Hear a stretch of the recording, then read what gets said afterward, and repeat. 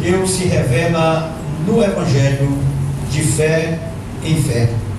Como está escrito, o justo viverá da fé. O que Paulo escreveu aqui foi o que Abacuque escreveu. Quando Paulo diz assim, como está escrito, e aonde é que está escrito? Abacuque 2,4 também está lá falando sobre isso. Em Hebreus 10,38 também cita a mesma palavra, o justo viverá da fé. Por que nós lemos esse versículo? Porque este versículo foi o versículo que impactou a vida do monge chamado Martim Lutero. Ele teve acesso às escrituras, era um homem estudioso, e quando ele leu em Romanos 1,17, o justo viverá da fé, então ele entendeu que tudo aquilo que a Igreja Católica Apostólica Romana estava fazendo ia contra as Escrituras. Ora, vista que nós temos como foco trazermos sobre a reforma, eu queria trabalhar nessa noite algumas coisas sobre a reforma, e entre elas eu quero trabalhar as 5 solas. E o cristianismo começa exatamente no século I, a igreja por muitas perseguições, os irmãos perdendo suas casas, morando em cavernas, habitando até em cemitérios, em lugares muito difíceis de viver, perderam suas famílias, seus bens, foram sacudidos nas arenas, foram mortos. Mas quando chegamos entre o século III e o século IV, um grande momento na história acontece porque o imperador entra na história defendendo os cristãos, Constantino.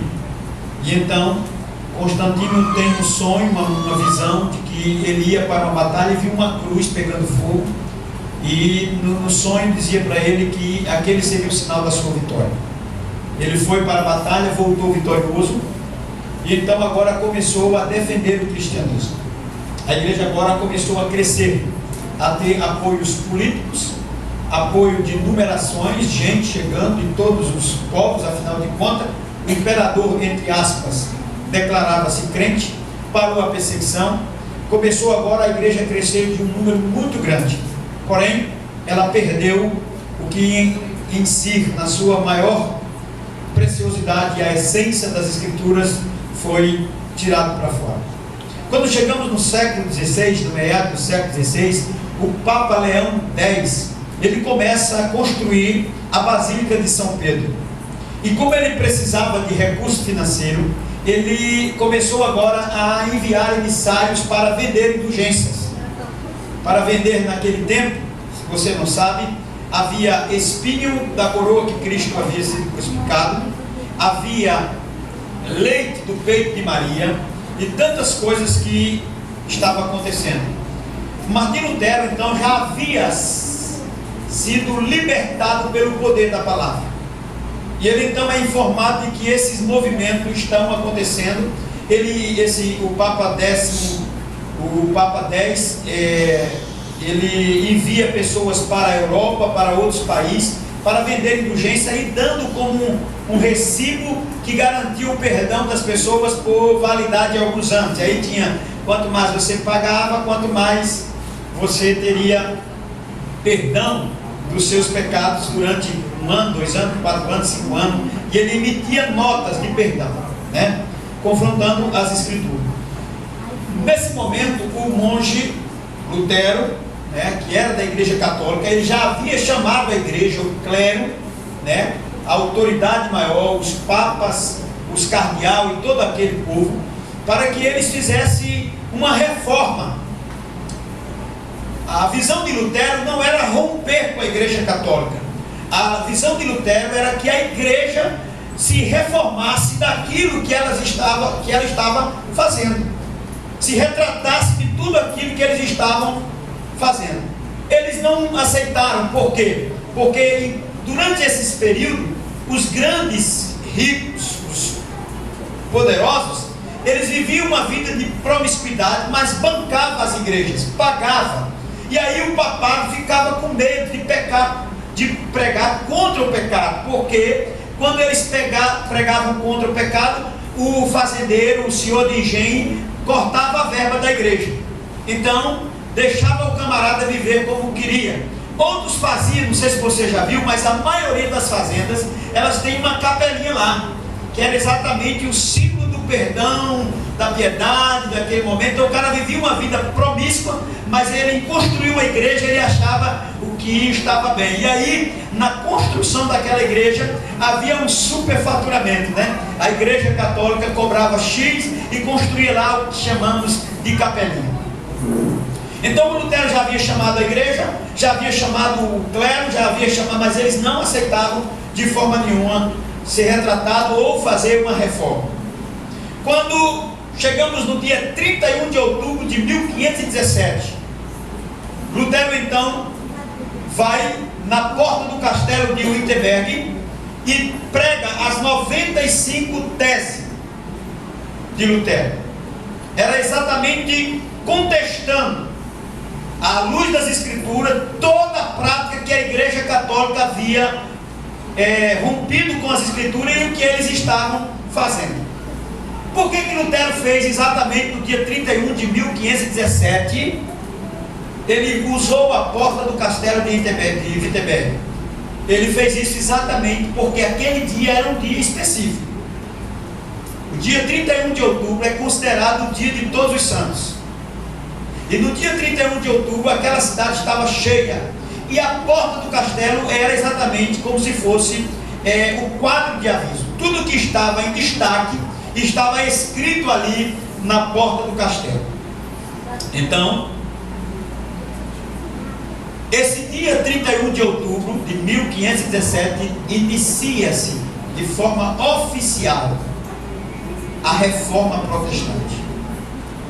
Começa agora.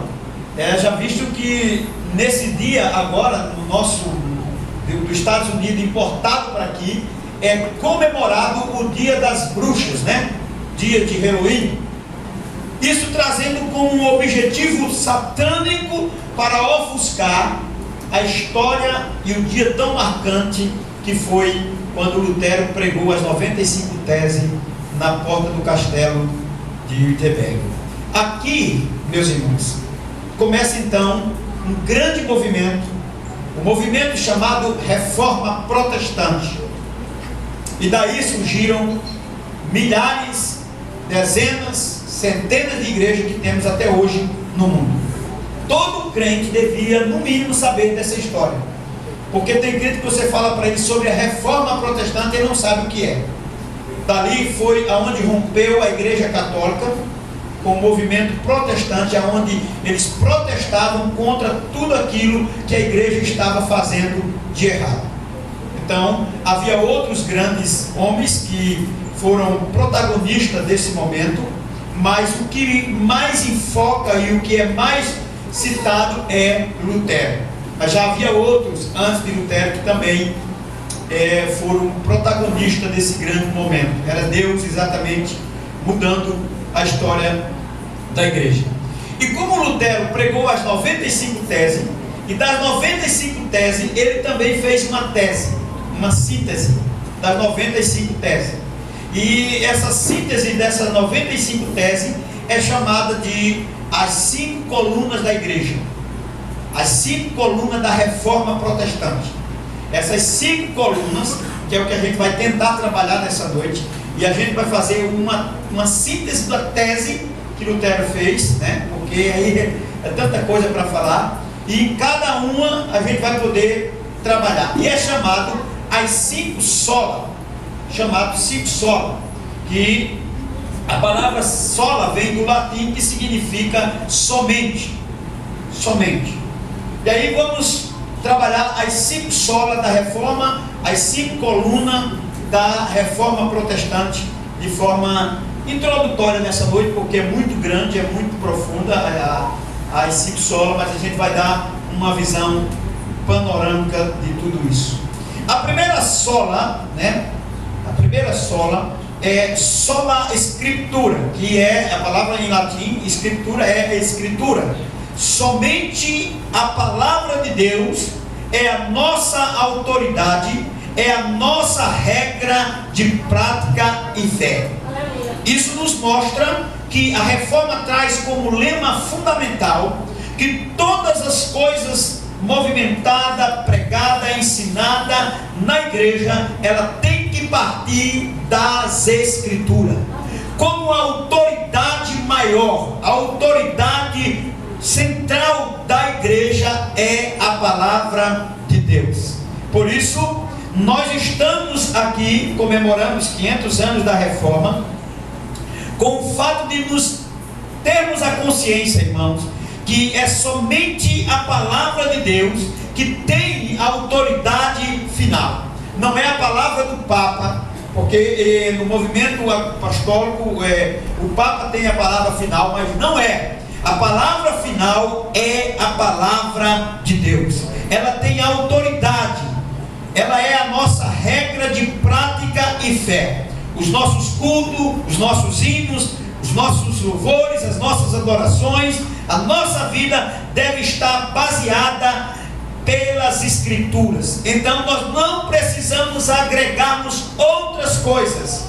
Nós precisamos voltar para as Escrituras.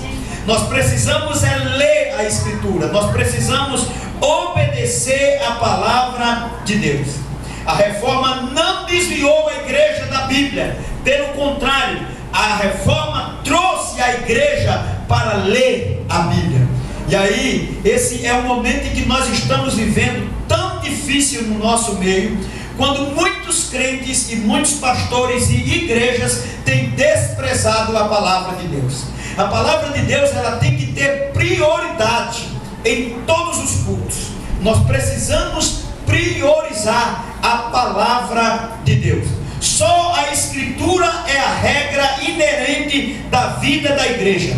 Mas a igreja evangélica brasileira atual tem separado ou dividido as Escrituras com tantas outras coisas que têm surgido no meio da igreja. Entre elas, na igreja tem entrado por prática de ideias, interpretações, visões e revelação.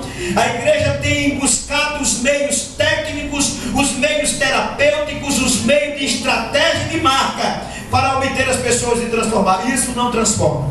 Só existe um meio pelo qual nós somos transformados, é pela palavra de Deus. É ela que salva, é ela que transforma, é ela que cura o homem e tira o homem do pecado pelo poder de convicção de que o homem é pecador. É a palavra de Deus que liberta, que cura. A palavra de Deus, ela é pão, ela é água, ela é luz, ela fortalece, ela nos dá vida, ela nos transforma, ela nos renova. Não existe outro meio pelo qual nós podemos buscar a verdade a não ser pela palavra de Deus. Então a palavra fundamental, final, não é de homem, de papado, de pastor, de presbítero, não é o que eu acho, não é como eu interpreto, é a palavra de Deus que tem autoridade central na igreja.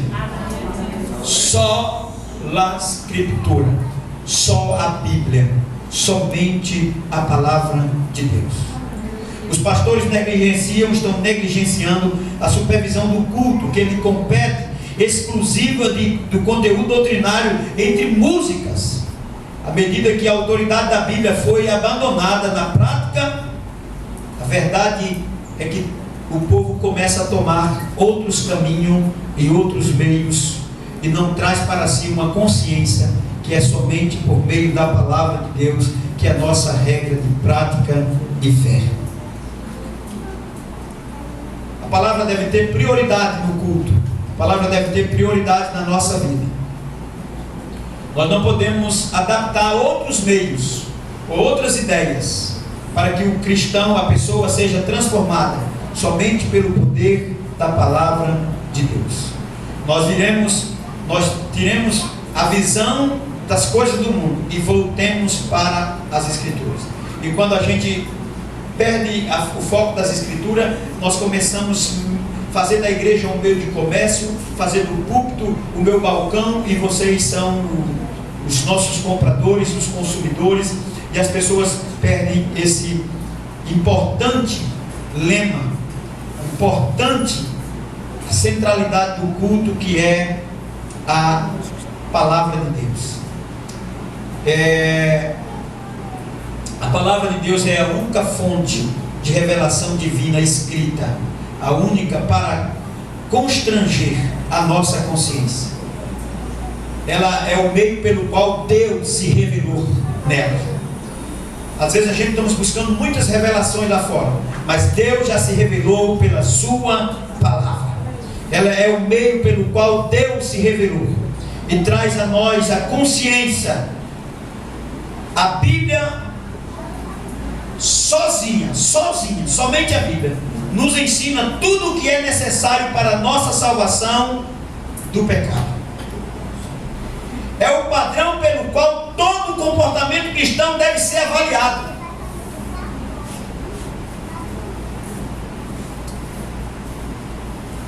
Podemos negar que qualquer credo, qualquer consigo ou indivíduo possa constranger a consciência do crente mais do que a palavra de Deus através do Espírito Santo.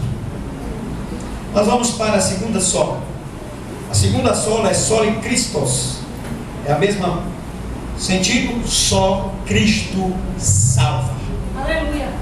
Somente não há outro meio, não há nenhum outro meio pelo qual nós venhamos ser salvos.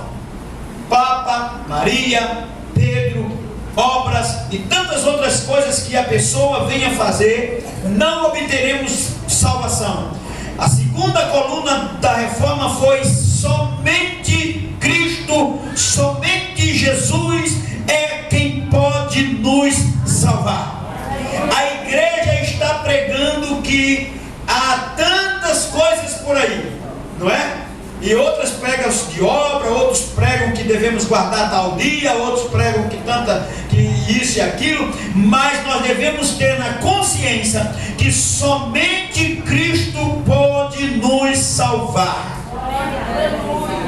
Paulo diz: não há outro mediador entre Deus e o homem senão Cristo Jesus. Maria não salva, Pedro não salva, nenhum salva. A Bíblia diz que não há nenhum outro, somente Jesus. Nós precisamos reconhecer que a salvação está na pessoa e obra de Cristo Jesus. Quantas pessoas têm achado que vão ser salvos porque são bonzinhos, porque faz algumas obras? Tem outros que estão até dando sopão, achando que isso vai dar a ele o direito de salvação. A salvação somente por meio de Cristo. A nossa salvação é realizada unicamente pela obra mediatória de Cristo.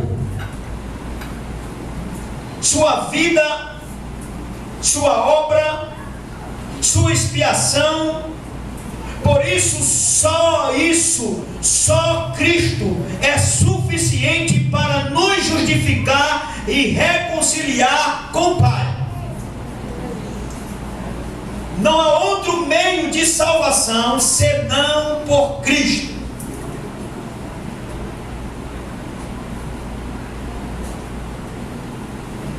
Há um evangelho pregado que é um evangelho de salvação substituída pela obra.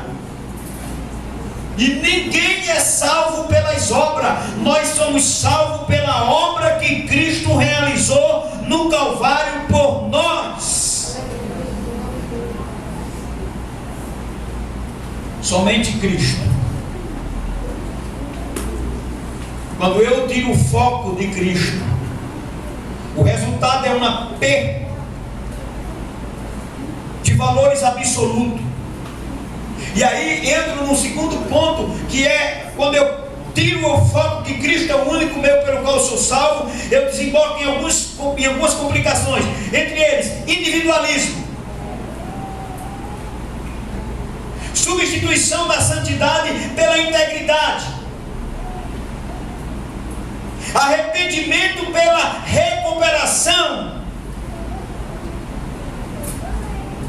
e a fé como um sentimento. Nós vamos para a terceira sola. A terceira sola é soli gratia, ou somente pela graça. Nós não podemos julgar pelos nossos pensamentos, nossas ideias ou o que pensamos. Nós devemos julgar à luz das Escrituras, viver as Escrituras, obedecer as Escrituras, ler as Escrituras. É ela que tem a autoridade final. A segunda sola é somente por Cristo. Não há outro meio, não há atalhos, não há becos, não há nenhum mérito de nós conseguirmos chegar à salvação, a não ser pela pessoa bendita de Cristo. E a terceira sola graça, ou a gratia, que é graça. A salvação é somente pelo meio da graça. É isso que Paulo diz. É Deus que, pela sua graça, somente com sua graça, pode nos salvar. A salvação é uma obra específica da graça de Deus. Isso significa que a minha confiança não pode estar naquilo que eu faço, mas naquilo que Deus fez por mim.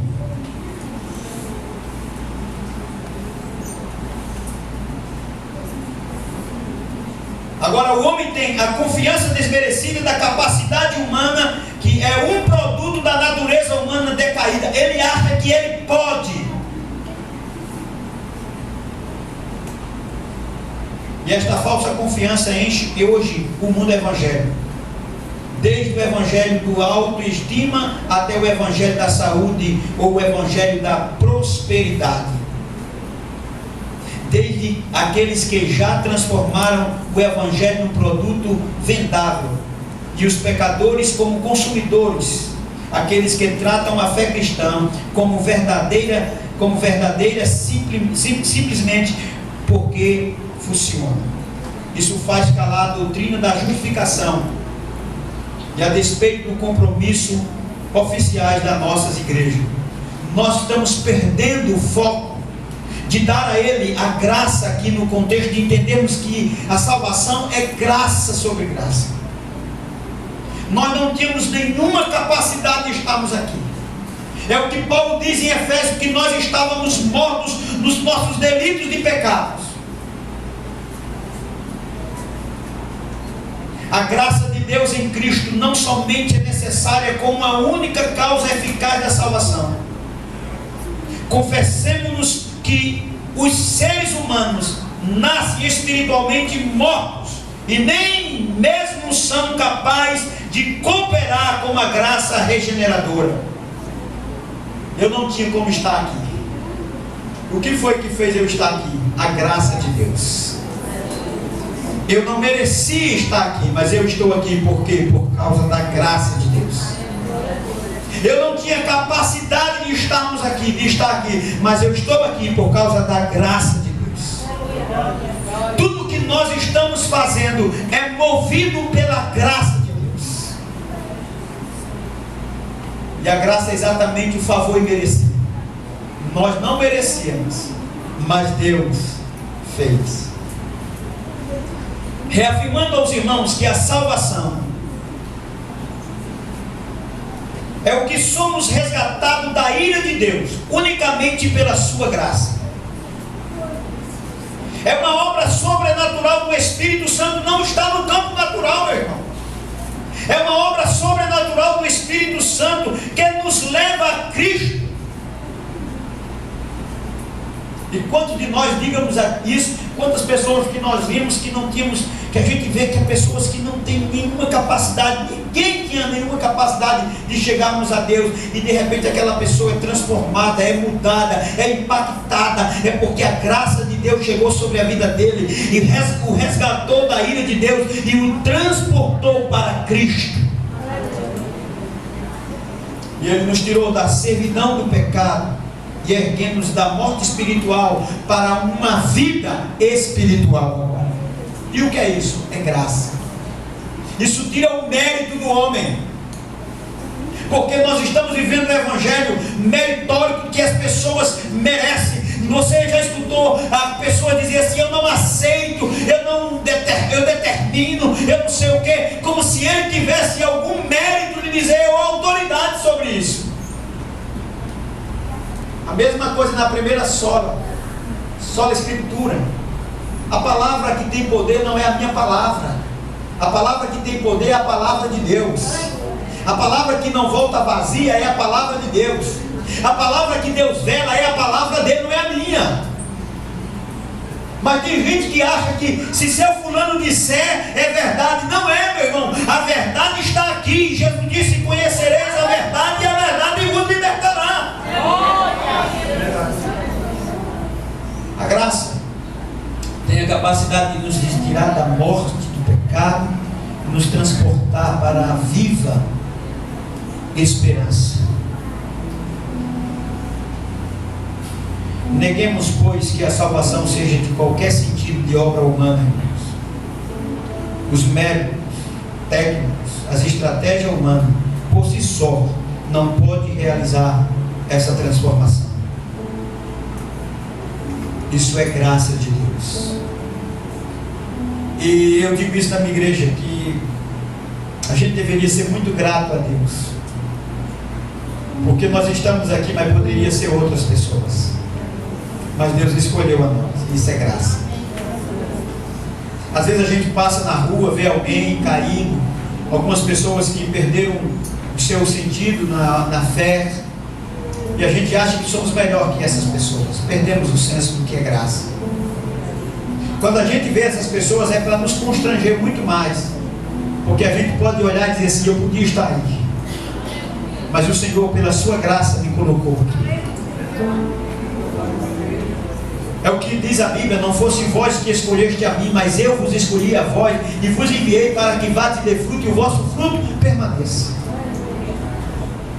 Mas às vezes as pessoas passam e olham para as outras pessoas e dizem assim: eu não sou como esse bebarrão, eu não sou como esse que vive nas drogas. Isso não é a atitude de um crente que conhece o que é graça. O que conhece o que é graça é alguém que se salvou da morte e olha e diz assim: eu podia estar ali, mas eu estou aqui, e eu não estou aqui porque eu fiz, foi porque Deus me trouxe. Você está aqui nessa noite porque Deus te trouxe. Você abriu a mente, porque Paulo diz em Coríntios que Deus cegou, o Deus desse século cegou o entendimento para que não nos resplandeça a luz do Evangelho, segundo 1 Coríntios 4:4. Há pessoas que estão cegas, mas Deus tem o poder de fazer com que eu e você tivéssemos abrido os nossos olhos, enxergar a glória, a presença, a obra vicária de Cristo. E quantos estão cegos? E nós não fomos curados da nossa cegueira porque nós fizemos algum tratamento. Foi porque o médico por excelência nos curou e abriu os nossos olhos e fez com que nós ouvíssemos, entendêssemos e compreendesse a obra, que nós estamos aqui porque é graça.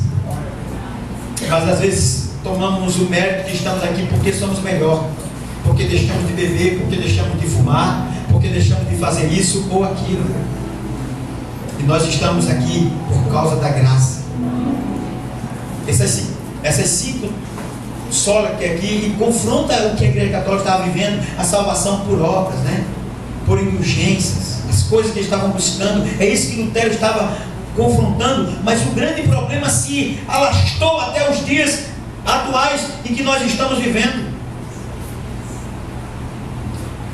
Nós estamos perdendo o valor da graça de Deus. A salvação da nossa vida, que fomos resgatados da ira de Deus pela graça, é uma obra sobrenatural do Espírito Santo que nos leva a Cristo, soltando de nossa servidão ao pecado e erguendo-nos da morte espiritual para a vida. Neguemos, pois, que a salvação seja em qualquer sentido obra humana. Os métodos, técnicas, estratégia humana por si mesmo não pode realizar absolutamente nada. Vamos para a segunda sola, a quarta, aliás. Aí eu vou voltar, hein? Sola e fé. Salvação somente pela fé. Não é a fé Mas a obra é somente a fé. E o que é a obra, pastor? Primeiro eu quero dizer para você que a salvação é unicamente pela fé. Paulo diz isso: salvação é pela fé, isso não vem de vós, é dom de Deus, para que ninguém se glorie. E o que são as obras? As obras são resultado da salvação.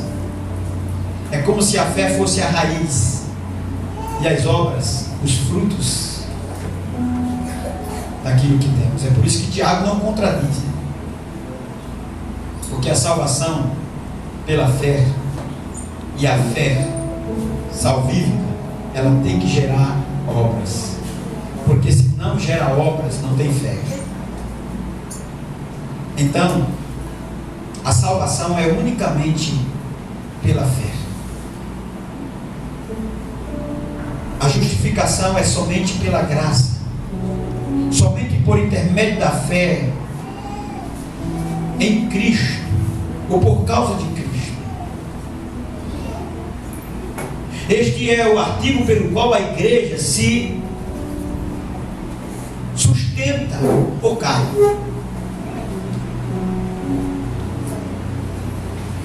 É um artigo muitas vezes ignorado, distorcido, ou por vezes até negado por líderes, pessoas, pastores, que professam um evangelho. Embora a natureza humana decaída somente tenha recuado de professar sua necessidade da justiça imputada por Cristo, a modernidade alimenta as chamas desse contentamento com o evangelho bíblico.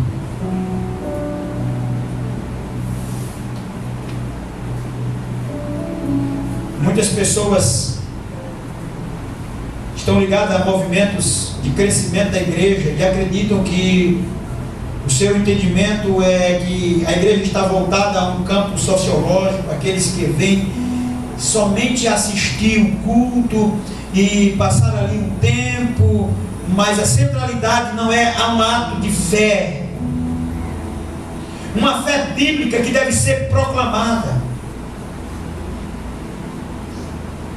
E aí, tem tanta igreja que perdeu esse foco. Temos de tudo no culto, mas nós não vimos incentivação ou motivação para exercitarmos a nossa fé salvífica. Isso é em um tempo em que crentes estão em crises, né? Vivendo a luta, porque foi isso que aconteceu com Abacuque. Quando a nação ímpia vinha para destruir o povo, e Deus disse a Abacuque que iria destruir, ia deixar que aquilo acontecesse. Abacuque então pergunta a Deus e disse: Senhor, o Senhor destruirá o justo com o ímpio? O justo com o ímpio? Deus disse a Abacuque: Abacuque, o justo viverá da fé. E que fé é essa, pastor? É a fé na obra da justificação. É apropriar-se de que Cristo já pagou o seu pecado, de que Cristo já nos absolveu da ira, da justiça de Deus, e Ele mesmo bebeu o cálice que estava para nós bebermos. É por isso que tem crente que, quando ele tem essa convicção, ainda que tudo esteja dando errado, ele tem uma cabeça erguida, porque ele tem fé que Jesus pagou o alto preço. Quantos crentes com traumas, quantos crentes preocupados e com pecados que eles ficam: não fui perdoado, não sei se sou salvo. Não tem. Você precisa compreender o que é essa fé. Esta fé, meu, é a fé daqueles que estavam no Egito, quando comeram o cordeiro e que o sangue estava nas umbrais das portas, e alguns comeram com medo, mas outros comeram tranquilo. Esta é a fé que Paulo recita dizendo: eu sei em quem tenho crido. Esta é a fé que Jó recita dizendo: eu sei que o meu Redentor vive, e por fim se levantará e pelejará por mim. Essa é a certeza.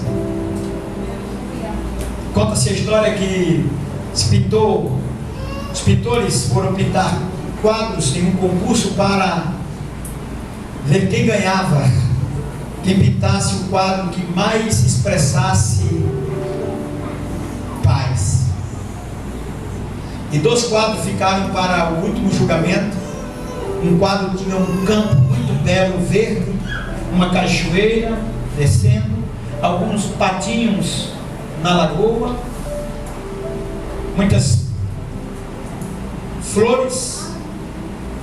E o outro quadro tinha uma gaivota num galho de mato seco, aonde era açoitada pelos ventos, pelos relâmpagos, trovões e raios. Quando o jurado julgou, deu a vitória ao quadro que tinha gaivota. E uma pessoa na plateia indagou em uma pergunta, perguntando: por que vocês votaram no quadro que tem a gaivota? E eles disseram: porque a paz não é a ausência de luta. A paz verdadeira é aquela que você enfrenta e tem ela no meio da luta. E quem tem fé em Deus sabe que, ainda que tudo esteja contrário, no final Deus é o seu Salvador. E que esta garantia da salvação pela fé em Cristo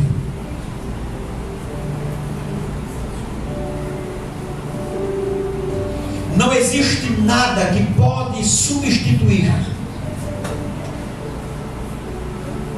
o nosso lugar em Cristo Jesus. Deus nos imputou em Cristo. Ele imputou a justiça dele em nós e os nossos pecados em Cristo. É por isso que quando Paulo está falando sobre isso em Romanos, no capítulo 8, ele diz assim: pois nenhuma condenação há para aqueles que estão em Cristo Jesus. Cristo levou sobre si a punição, a nossa culpa. Nós agora andamos na sua graça. Nós agora estamos justificados e somos agora adotados como filhos de Deus. Não há base para a nossa aceitação diante de Deus a não ser pela fé. Eu creio, eu acredito na cruz, eu acredito que Ele pagou meus pecados. Isso é fé. A justificação é somente pela graça, somente por intermédio da fé nós obtemos a certeza da salvação e da justificação. Na justificação, a retidão de Cristo nos é imputada como o único meio possível de satisfazer a perfeita justiça de Deus. Negamos que a justificação se baseia em qualquer mérito, ou em que possa ser achada, ou em base, ou em outro fundamento, ou em outro meio pelo qual nos justificamos diante de Cristo, porque somente Cristo é quem nos justifica. Agora a última sólida dele, a glória. Somente a Ele a glória. A glória da salvação não é do homem. Toda glória dada ao homem são glórias vazias. Não há nenhum mérito humano para a salvação. Ela é exclusiva de Deus. Foi Deus quem cumpriu todos os requisitos que Ele mesmo exigiu para que fôssemos salvos.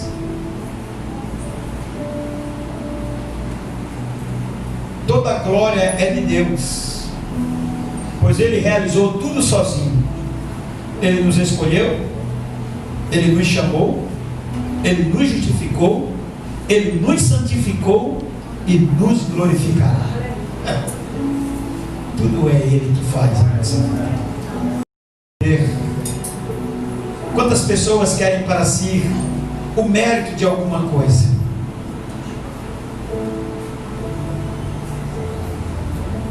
Quando a igreja perde a sua autoridade, a autoridade das Escrituras, começa agora os homens a ter autoridade sobre as coisas e busca para si as suas próprias glórias. É uma pena que o Evangelho tenha sido distorcido e a fé pervertida.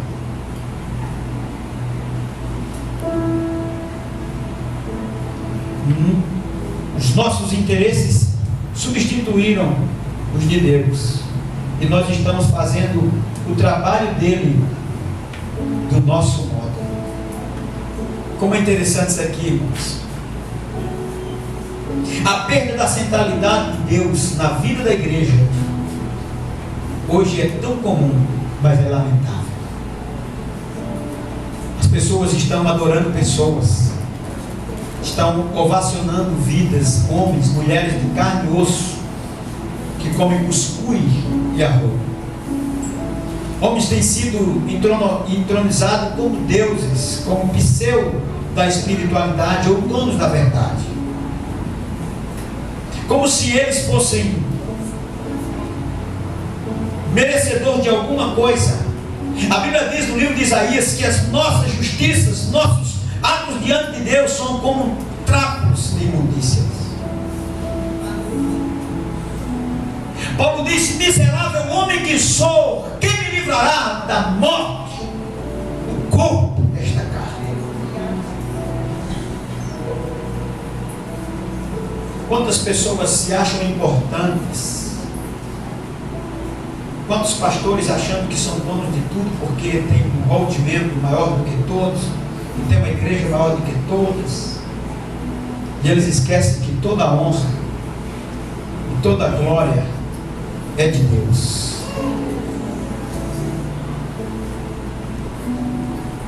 A igreja não tem dado glória a Deus. Quando acertamos algumas coisas, foi fulano que orou. Quando conseguimos sucessos, entre aspas, dizemos que é alguém que tem um método que faz. Outros dizem: eu só vou chegar lá porque eu deixei isso, pratico isso, e agora sou diferente, como se ele fosse merecedor de uma glória que ele não é capaz de ter. Quando perdemos esse foco de olharmos e glorificarmos a Deus, essa perda nos permite a transformar o culto em entretenimento. Chegamos aqui para bater palma, para dar pulinho para lá e pulinho para cá. A pregação do Evangelho virou algo de marketing, onde alguém se projeta, vende, se engrandece, ou até mesmo vende aquilo que não tem e dá aquilo que não possui.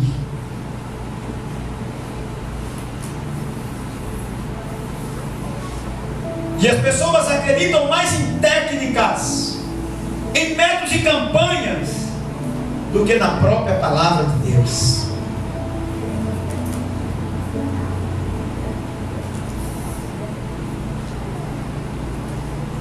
Como resultado, irmão,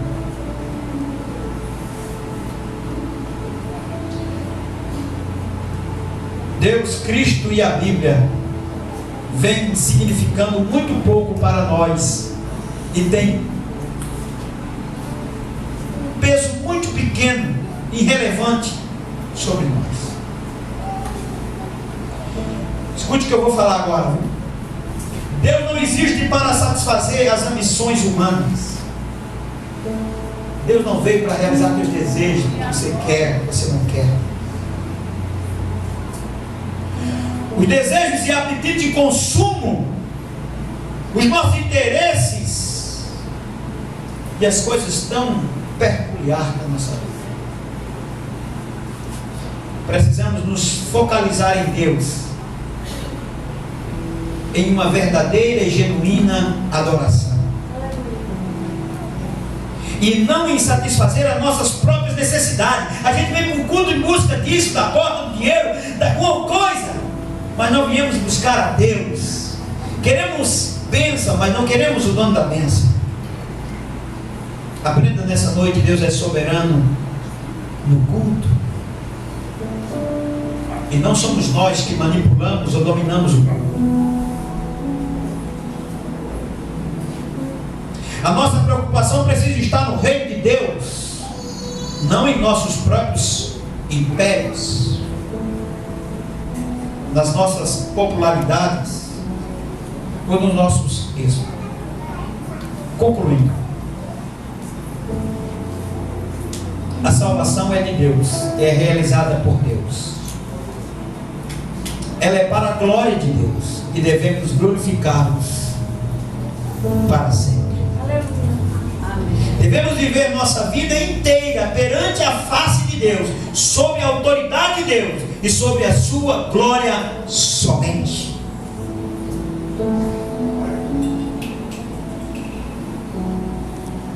Negamos que possamos apropriadamente glorificar a Deus se o nosso culto for confundido com uma mera reunião e encontro de amigos.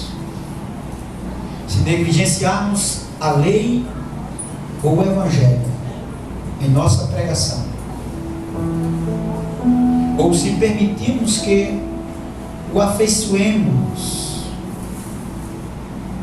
e tenhamos as autoestimas e as altas realizações, se tornem opções alternativas do evangelho. Isso foi o que Lutero fez, uma síntese das suas 95 teses. O que está nas 95 teses está focado exatamente nessas 5 colunas da reforma, chamada as 5 solos. E eu quero que você medite, que você tenha uma consciência que somente a palavra de Deus é a autoridade final da igreja, é a nossa regra de prática e fé. Aqui nós não podemos estar encantados com anjos, visões, entendeu? Muita coisa tem para falar aqui, mas eu só sintetizei para vocês, que vocês tenham uma consciência de que é somente por Cristo que somos salvos. Que você tenha consciência que a salvação é somente um meio de graça. Que você tenha consciência que a salvação é pela fé. E que você tenha consciência que o único digno da salvação, o único digno de ser glorificado e exaltado é Deus. A Ele toda honra, toda glória pelos séculos dos séculos. A Bíblia diz no livro do Apocalipse que os 24 anciões, cada um deles tem sobre sua cabeça uma coroa. Mas diz o texto que eles vêm, tiram as suas coroas e depositam aos pés do Cordeiro.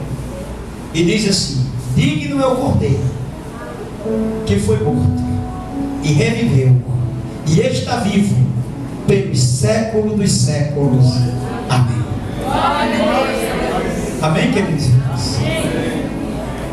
Que a nossa consciência esteja exatamente focada nas 5 colunas da reforma, e que a gente possa ter realmente a consciência de que no dia 31 de outubro de 1517, Deus então abriu uma nova porta, a porta à volta às Escrituras. Que a gente possamos ser crentes bíblicos, ler a Bíblia, meditar na Bíblia, viver na Bíblia. O que a igreja esqueceu, e eu queria terminar, e se você trouxe caneta, anote, é que o lema de Lutero era: uma igreja reformada sempre se reformando. O lema de Lutero na reforma era: uma igreja reformada sempre se reformando. O grande problema é que a igreja parou de se reformar e caiu por caminhos que não é bíblico. Que Deus abençoe. Que Deus faça resplandecer a sua palavra em nossos corações. Amém, queridos irmãos?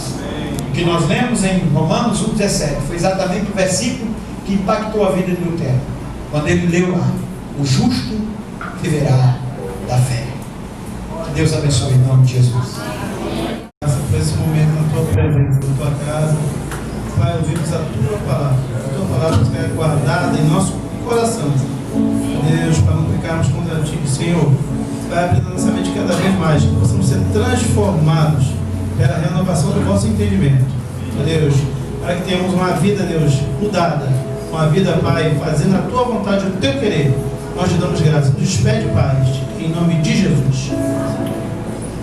Estenda suas mãos e receba a bênção dos apóstolos. Que o grande amor de Deus, a graça salvadora de Jesus Cristo, a comunhão do Espírito Santo esteja com todo o povo de Deus, não só hoje, mas para todo sempre. Deus diga.